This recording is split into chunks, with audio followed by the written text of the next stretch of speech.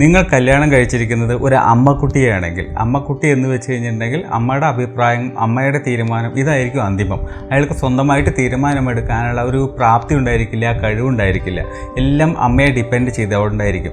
അങ്ങനെയുള്ള ഒരാളെ എങ്ങനെ നമുക്ക് മാറ്റിയെടുക്കാം? കാരണം ഒരു വിവാഹ ജീവിതത്തിൽ അങ്ങനെ ഒരു അമ്മക്കുട്ടി സ്വഭാവം അത്ര നല്ലതായിരിക്കില്ല എന്നുള്ളത് എല്ലാവർക്കും അറിയാം. അപ്പോൾ ഈ സ്വഭാവത്തെ നമുക്ക് മാറ്റിയെടുക്കുന്നതിനുള്ള 5 ടിപ്സുകളാണ് അല്ലെങ്കിൽ 5 മെത്തേഡുകളാണ് നമ്മൾ ഇന്നത്തെ വീഡിയോയിലൂടെ ഡിസ്കസ് ചെയ്യാൻ പോകുന്നത്. നിങ്ങൾ ഈ ചാനൽ ആദ്യമായിട്ടാണ് കാണുന്നതെങ്കിൽ ഈ ചാനലിൽ പ്രധാനമായിട്ടും സൈക്കോളജി വീഡിയോസ് മാത്രമാണ് അപ്ലോഡ് ചെയ്യുന്നത്. താല്പര്യമുള്ളവർക്ക് ഈ ചാനൽ സബ്സ്ക്രൈബ് ചെയ്ത് വയ്ക്കാം.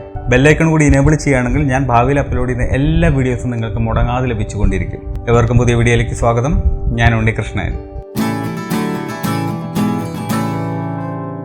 ആദ്യമേ പറയട്ടെ, അമ്മക്കുട്ടി എന്ന് പറയുന്നത് അത്ര മോശമായിട്ടുള്ളൊരു കാര്യമൊന്നുമല്ല. പക്ഷെ അത് നല്ലതാണോ എന്ന് ചോദിക്കുകയാണെങ്കിൽ നല്ലതല്ലെന്ന് നമുക്ക് പറയാൻ പറ്റുള്ളൂ. പക്ഷെ മോശമാണോ ചോദിച്ചാൽ അല്ല. കാരണം എന്താണെന്ന് വെച്ചിട്ടുണ്ടെങ്കിൽ അയാളൊരു നല്ല മനുഷ്യനായിരിക്കാം, നല്ലൊരു ക്യാരക്ടർ ഉണ്ടായിരിക്കാം, നല്ലൊരു സ്വഭാവം ഉണ്ടായിരിക്കാം, നല്ല പെരുമാറ്റം ഉണ്ടായിരിക്കാം, ദുശീലങ്ങളൊന്നും ഉണ്ടായില്ലായിരിക്കാം, നന്നായിട്ട് വരുമാനം ഉണ്ടാക്കുന്ന ആളുമായിരിക്കാം, എല്ലാ രീതിയിലും ഒരു പെർഫെക്റ്റ് മനുഷ്യനായിരിക്കും. പക്ഷേ സ്വന്തമായിട്ട് തീരുമാനമെടുക്കുന്നൊരു കാര്യം വരുമ്പോൾ മാത്രം അവിടെ പകച്ചു പോകുന്നൊരു വ്യക്തിയായിരിക്കാം ഒരു പക്ഷേ അങ്ങനത്തെ ആൾക്കാർ. അതുകൊണ്ട് അവർ മോശക്കാരാണ് അല്ലെങ്കിൽ ചീത്ത ആളുകളാണെന്നുള്ളൊരു ധാരണ ആർക്കും വേണ്ട എന്നുള്ളതാണ് ആദ്യമേ പറയാനുള്ളത്. പിന്നെ പറഞ്ഞു വരുന്നത് എന്താണെന്ന് വെച്ചിട്ടുണ്ടെങ്കിൽ ഇയാളുടെ അമ്മയാണ് ഇയാളുടെ എല്ലാ കാര്യങ്ങളും നോക്കി നടത്തിയിരുന്നത് എന്ന് വെച്ചിട്ടുണ്ടെങ്കിൽ ഇയാളുടെ A to Z കാര്യങ്ങൾ, അതായത് ഇപ്പോൾ രാവിലെ തൊട്ട് ഭക്ഷണം, ചായ, കാപ്പി എന്ന് തൊട്ട് അയാളുടെ എല്ലാ കാര്യങ്ങളും, ചിലപ്പോൾ ഡ്രസ്സ് പോലും അലക്കിക്കൊണ്ടിരുന്നത് ആ അമ്മയായിരിക്കും. ചുരുക്കി പറഞ്ഞിട്ടുണ്ടെങ്കിൽ എല്ലാ കാര്യത്തിനും അമ്മയുടെ ഒരു സാന്നിധ്യം ആവശ്യമാണ്, അമ്മയുടെ ഒരു പ്രസൻസ് ആവശ്യമാണ്, അമ്മയാണ് തീരുമാനിക്കേണ്ടത് എന്നൊരു നിലയിലായിരിക്കും മുന്നോട്ട് പോകുന്നത്.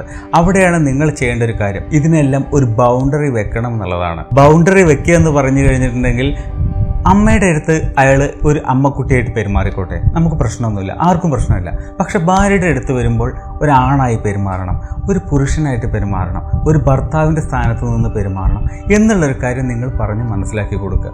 അത് അപമാനിച്ചുകൊണ്ടോ അയാളെ ഇൻസൾട്ട് ചെയ്തുകൊണ്ടോ അയാളുടെ ഈഗോയെ അതിനൊന്ന് ഹെർട്ട് ചെയ്തുകൊണ്ടായിരിക്കരുത് നിങ്ങൾ ചെയ്യേണ്ടത്. അതിനെല്ലാം ഒരു മയത്തിൽ സോപ്പിട്ട് പറഞ്ഞ് മനസ്സിലാക്കി കൊടുക്കുക. നിങ്ങളൊരു ഭർത്താവിൻ്റെ സ്ഥാനത്ത് ആ ഒരു സ്നേഹം എനിക്ക് കിട്ടാനാണ് ആഗ്രഹം, നിങ്ങളുടെ രീതിയിൽ നിങ്ങൾക്ക് പറഞ്ഞ് മനസ്സിലാക്കി കൊടുക്കുക. അത് നിങ്ങളുടേതായിട്ടുള്ള മെത്തേഡ്. പക്ഷേ അമ്മയുടെ അടുത്ത് അമ്മയുടെ സ്വഭാവം എടുത്തോട്ട് നമ്മൾ വേണ്ടെന്ന് പറയുന്നില്ല. പക്ഷേ നമ്മുടെ അടുത്ത് നമ്മുടെ ആ ഒരു ഭർത്താവിൻ്റെ സ്വഭാവം ആയിരിക്കണം കാണിക്കേണ്ടത് എന്നുള്ള രീതിയിൽ ഒരു ബൗണ്ടറി വയ്ക്കുക. എങ്ങനെയായിരിക്കണം നിങ്ങൾ പെരുമാറേണ്ടത് എന്നുള്ള കാര്യം പറഞ്ഞ് മനസ്സിലാക്കി കൊടുക്കുക. എന്തിനാണ് ഇങ്ങനെ പറഞ്ഞ് മനസ്സിലാക്കി കൊടുക്കുന്നത് എന്ന് ചോദിക്കുകയാണെങ്കിൽ, ഇയാൾ എങ്ങനെ പോയാലും ശരി കല്യാണം കഴിച്ചിട്ടുള്ള ഈ ഒരു ഭാര്യയുടെ അടുത്ത് നിന്ന് ആ അമ്മയിൽ നിന്ന് കിട്ടുന്ന ആ ഒരു സ്നേഹവും ആ ഒരു പരിചരണവും ആ ഒരു കെയറിങ്ങും എല്ലാം പ്രതീക്ഷിച്ചു കൊണ്ടിരിക്കും. കാരണം വന്നിരിക്കുന്നത് ഒരു പെണ്ണാണ്, എൻ്റെ അമ്മ എന്ന് പറയുന്നതും ഒരു പെണ്ണാണ്. അപ്പോൾ ആ അമ്മ എന്നെ എങ്ങനെ കെയർ ചെയ്യുന്നു അതുപോലെ ആയിരിക്കാം ഒരു പക്ഷേ ഭാര്യ എന്നെ കെയർ ചെയ്യുന്നത്, എന്നെ ശ്രദ്ധിക്കുന്നത്, എൻ്റെ കാര്യങ്ങളെല്ലാം നോക്കി നടത്തുന്നത്. അങ്ങനെയുള്ളൊരു ചിന്ത അയാൾക്കുള്ളിലുണ്ടായിരിക്കും. അപ്പോൾ അതുകൊണ്ട് നിങ്ങൾ കൃത്യമായിട്ട് പറയുക, നിങ്ങളുടെ അമ്മയെപ്പോലെ ഒരു നല്ല സ്ത്രീയായിട്ട് മാറാനൊന്നും ഒരു പക്ഷേ എനിക്ക് പെട്ടെന്ന് കഴിഞ്ഞുകൊള്ളണം എന്നില്ല. കാരണം ഞാനിപ്പോൾ കല്യാണം കഴിഞ്ഞേ ഉള്ളൂ, ഇനി ഞാനൊരു കുട്ടിയുടെ അമ്മയാവണം. അത് കഴിഞ്ഞതിന് ശേഷമാണ് അതെല്ലാം വളർത്തി വലുതാക്കി എനിക്ക് നിങ്ങളുടെ അമ്മയെപ്പോലെ ഒരു അമ്മയായി മാറാൻ പറ്റുള്ളൂ. അതുകൊണ്ട് നിങ്ങളുടെ അമ്മയിലുള്ള പല ക്വാളിറ്റീസും അല്ലെങ്കിൽ പല കാര്യങ്ങളും നിങ്ങൾ എന്നിൽ നിന്ന് പ്രതീക്ഷിക്കരുത് ഇപ്പോൾ തന്നെ. അതിന് ഒരുപാട് സമയമെടുക്കും. അതുകൊണ്ട് അമ്മയെ അമ്മയായിട്ട് കാണുക, എന്നെ എൻ്റെ ഒരു ഭാര്യയായിട്ട് കാണുക എന്നുള്ള രീതിയിലെല്ലാം നിങ്ങൾക്ക് സോപ്പിട്ട് പറഞ്ഞയാളെ മനസ്സിലാക്കാം. ചുരുക്കി പറഞ്ഞിട്ടുണ്ടെങ്കിൽ ആ ഒരു ബോർഡർ നിങ്ങൾ ഉണ്ടാക്കുകയാണ് അവിടെ ചെയ്തുകൊണ്ടിരിക്കുന്നത്. അതായത് അമ്മയുടെ അടുത്ത് അമ്മയുടെ രീതിയിൽ, അമ്മയ്ക്ക് വേണ്ട രീതിയിൽ പെരുമാറിക്കോട്ടെ, പക്ഷേ ഭാര്യയുടെ അടുത്ത് എങ്ങനെയാണ് ഒരു പുരുഷൻ ഒരു ഭർത്താവ് പെരുമാറേണ്ടത് ആ രീതിയിൽ പെരുമാറണം എന്നുള്ള എൻ്റെ ആ ഒരു ചട്ടക്കൂടാണ് നിങ്ങളവിടെ അയാൾക്ക് മുമ്പിൽ പണിത് വെച്ചുകൊണ്ടിരിക്കുന്നത്.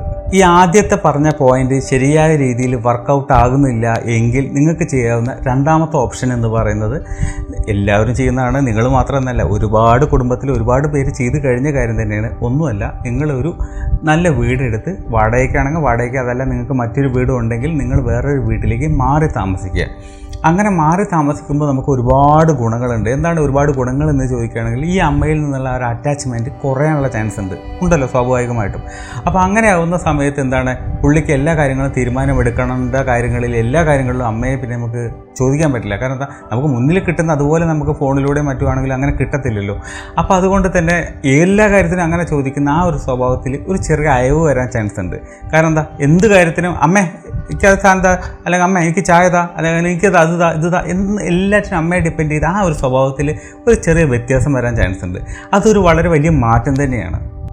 ഇങ്ങനെ നിങ്ങൾ മാറാൻ ശ്രമിച്ചിട്ടില്ലെങ്കിലായിരിക്കും ഒരു പക്ഷേ നിങ്ങളുടെ ജീവിതം തകരുന്നത്.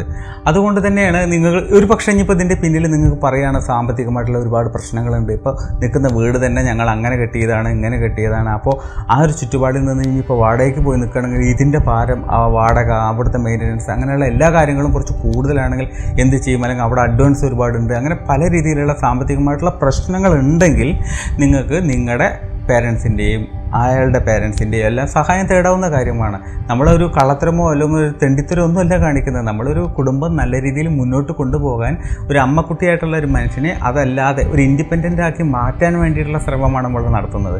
ഒരു ഇൻഡിപെൻഡൻസി, ഒരു സ്വാതന്ത്ര്യം നമ്മളവിടെ കൊണ്ടുവരികയാണ് ചെയ്യുന്നത് എല്ലാ രീതിയിലും. അതായത് സ്വതന്ത്രമായി തീരുമാനമെടുക്കാനുള്ള ഒരു അറ്റ്മോസ്ഫിയർ ഭർത്താവിൻ്റെ മുമ്പിൽ സൃഷ്ടിക്കുകയാണ് നമ്മൾ ചെയ്യുന്നത്.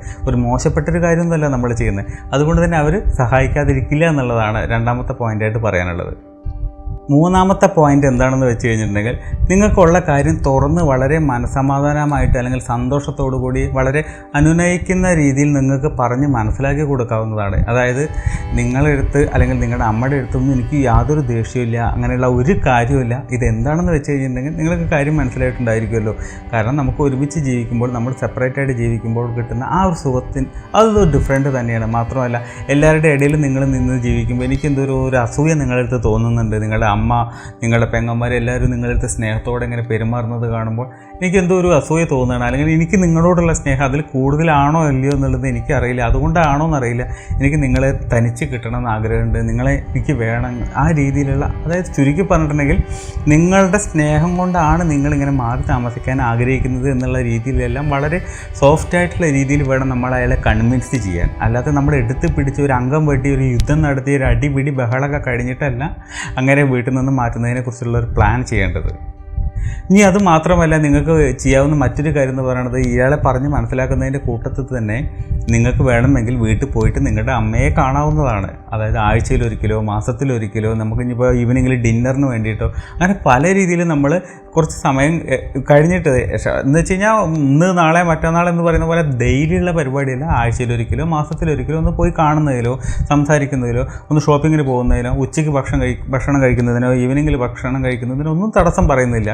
അതെല്ലാം നമുക്ക് നിലനിർത്തി കൊണ്ടുപോകാവുന്ന കാര്യങ്ങളൊക്കെ തന്നെയാണ്. പക്ഷേ നമ്മൾ ആ ഒരു അറ്റാച്ച്മെൻറ്റിൽ നിന്നൊന്നൊരു വിട്ടു നിൽക്കാൻ വേണ്ടിയിട്ടാണ് നമ്മൾ അവിടെ നിന്ന് ഇങ്ങോട്ട് പറിച്ച് നടണം എന്ന് പറയുന്നത്. അപ്പോൾ ആ പറിച്ച് നടന്ന കാര്യം വളരെ സോഫ്റ്റായിട്ട് വേണം നിങ്ങൾ പറഞ്ഞ് മനസ്സിലാക്കുക. നിങ്ങൾ അടിപിടി ബഹളമായിട്ട് യുദ്ധക്കളമാക്കിയിട്ടായിരിക്കരുത് ഇതിനൊരു തീരുമാനം ഉണ്ടാക്കേണ്ടത്. കാരണം തനിച്ച് താമസിക്കുമ്പോൾ നിങ്ങൾക്ക് ഒരുപാട് മെച്ചമുണ്ട്. കാരണം അയാൾക്കൊരു റെസ്പോൺസിബിലിറ്റി ഉണ്ടാകും. കാരണം എന്താ, കുടുംബം എങ്ങനെ കൊണ്ടുപോകണം, എങ്ങനെ നല്ല രീതിയിൽ കൊണ്ട് നയിക്കാം, എങ്ങനെ ഭാര്യയെ കെയർ ചെയ്യണം, എങ്ങനെ സപ്പോർട്ട് ചെയ്യണം, അങ്ങനെ പല രീതിയിൽ ഒരു കുടുംബ ബന്ധത്തിൽ ഒരു ഭർത്താവിന് ചെയ്യാനുള്ള എല്ലാ റോളുകളും അയാൾക്ക് തനിച്ച് തന്നെ അറിയാൻ പറ്റുന്ന, അല്ലെങ്കിൽ അതിന് പകരം വെക്കാൻ ആരുമില്ല, നമ്മൾ തന്നെ ചെയ്യണം എന്നുള്ള അവസ്ഥയിൽ അയാൾക്ക് ചെയ്യേണ്ട ഒരു അവസ്ഥയിലേക്ക് അയാൾ എത്തിച്ചേരുകയാണ്. മറ്റത് അങ്ങനെയല്ല. വീട്ടിൽ നിൽക്കുന്ന സമയത്ത് അവിടെ അയാളുടെ അമ്മ ഉണ്ട്, അയാളുടെ അച്ഛനുണ്ട്, അയാളുടെ പെങ്ങളുണ്ടാവാം, ഏട്ടന്മാരുണ്ടായിരിക്കാം. അപ്പോൾ ഒരു കാര്യം നടത്തിയെടുക്കുക എന്ന് പറയുമ്പോൾ ഒരുപാട് പേരുടെ ഹെൽപ്പ് കിട്ടിയേക്കും. പക്ഷേ ആ ഒരു സാഹചര്യം നമ്മുടെ ഭർത്താവ് എന്തായിരിക്കും, വളരെ അനാസ്ഥയായിട്ട് മാറി. നമ്മുടെ സർക്കാർ ഓഫീസ് പോലെ തന്നെ വളരെ അനാസ്ഥയായിട്ട് മാറും. അങ്ങനെയൊക്കെ പ്രത്യേകിച്ച് ഒന്നിനും താല്പര്യം ഉണ്ടായിരിക്കില്ല. ഒരു ഡ്രസ്സ് വാങ്ങി തരണമെന്ന് അയാളെടുത്ത് പറഞ്ഞാൽ ചിലപ്പോൾ അമ്മയായിരിക്കും വാങ്ങി തരുന്നുണ്ടായിരിക്കുക. എന്നതിന് ശേഷം ലാസ്റ്റ് പറയും, നിനക്ക് ഡ്രസ്സ് കിട്ടിയില്ലേ, എൻ്റെ അമ്മയാണെങ്കിലും എൻ്റെ പൈസ അല്ലേ എന്ന് പറയുന്നൊരവസ്ഥയായിരിക്കും. പക്ഷേ നിങ്ങൾ ആഗ്രഹിക്കുന്നത് എന്താണ്, അമ്മയുടെ അടുത്ത് നിന്ന് ഡ്രസ്സ് കിട്ടാനാണോ? അല്ല, നിങ്ങളുടെ ഭർത്താവിൻ്റെ കൈ കൊണ്ട്, ഇപ്പോൾ വില കുറഞ്ഞ സാധനമാണെങ്കിലും കൂടിയതാണെങ്കിലും നിങ്ങളുടെ ഭർത്താവിൻ്റെ കൈ കൊണ്ട് കിട്ടണമെന്നല്ല ആഗ്രഹിക്കുന്നതുണ്ടായിരിക്കുക. അപ്പോൾ അങ്ങനെ പല കാര്യങ്ങളിലും ആ ഉള്ളൊരു കുഴപ്പമുണ്ടാകുന്നത് കൊണ്ടാണ് നമ്മൾ മാറി നിൽക്കുന്നത്. കൊണ്ട് നിങ്ങൾക്ക് കുറച്ച് കൂടുതൽ കെയറിങ് കിട്ടും, കൂടുതൽ സപ്പോർട്ട് കിട്ടും. ഭാര്യമാർക്ക് കൂടുതൽ ഒരു എന്താ പറയുക, അത് നല്ലത് തന്നെയാണ്. ഭർത്താവിൻ്റെ ഒരു ഉത്തരവാദിത്വം ഉണ്ടാകുന്നതിന് അത് വളരെ നല്ലൊരു കാര്യം തന്നെയാണ്. നാലാമത്തെ പോയിൻ്റ് എന്ന് പറയുന്നത്, ഭർത്താവിൻ്റെ ഇതുവരെയുള്ള എല്ലാ കാര്യങ്ങളും നോക്കി നടത്തിയിരുന്നത് ഈ അമ്മയായിരിക്കും. അതുകൊണ്ട് തന്നെ എന്ത് ഡ്രസ്സ് ഇടണം, എന്ത് ഫുഡ് കഴിക്കണം, എവിടെ പോകണം, നീ എന്ത് ചെയ്യണം, നീ എന്ത് ജോലി ചെയ്യണം, അങ്ങനെ എല്ലാ കാര്യങ്ങളും തീരുമാനിച്ചിരുന്നത് ഈ അമ്മയാണ്. അതുകൊണ്ട് തന്നെ അമ്മയുടെ അടുത്ത് ഒന്ന് പറഞ്ഞ് മനസ്സിലാക്കേണ്ട കാര്യമുണ്ട്. കാരണം ഭർത്താവിനെ ഇങ്ങനെ ഒരു വേറെ വീട്ടിലേക്ക് മാറ്റി താമസിപ്പിക്കുന്നത് ഇതിനു വേണ്ടിയിട്ടാണ്. കാരണം എന്തൊരു സ്വതന്ത്രമായി ചിന്തിക്കാനും സ്വന്തമായിട്ട് തീരുമാനമെടുക്കാനുള്ള ആ ഒരു ലെവലിലേക്ക് ആൾ എത്തിച്ചേരാൻ വേണ്ടിയിട്ടാണ്. ഇപ്പോൾ എല്ലാ കാര്യങ്ങളും അമ്മയെക്കുറിച്ചിട്ടല്ലേ, അല്ലെങ്കിൽ അമ്മയെ ഡിപ്പെൻഡ് ചെയ്തുകൊണ്ടല്ലേ.